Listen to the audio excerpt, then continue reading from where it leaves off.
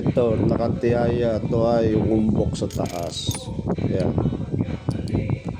Ito namang isa, yung umbok pataob.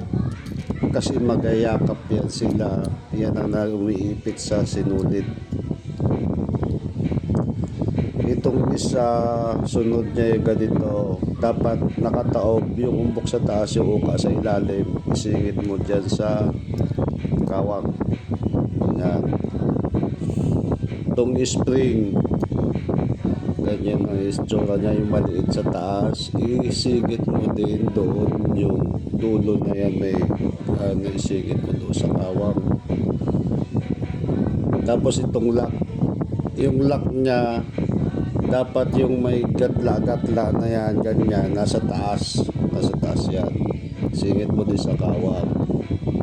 Yung gatla-gatla kasi na yun ang tatama dyan sa gatla-gatla din na yun sa plastic.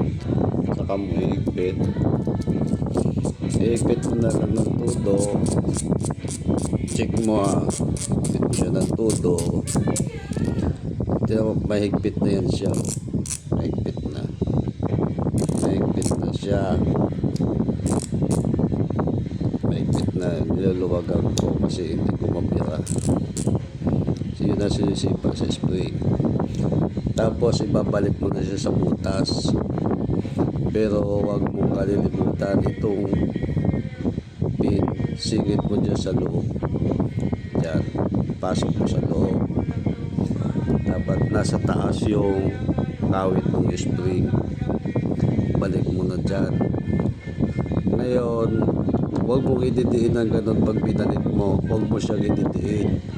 Yung tama mo, pasok mo lang siya. Pag bumangga na siya doon sa loob, bumangga na. Ganun lang. Tapos ihigpit mo na siya.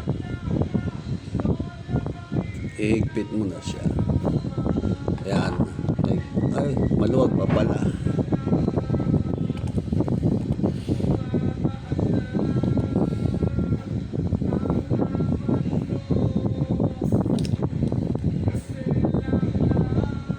Yan, mahigpit na siya.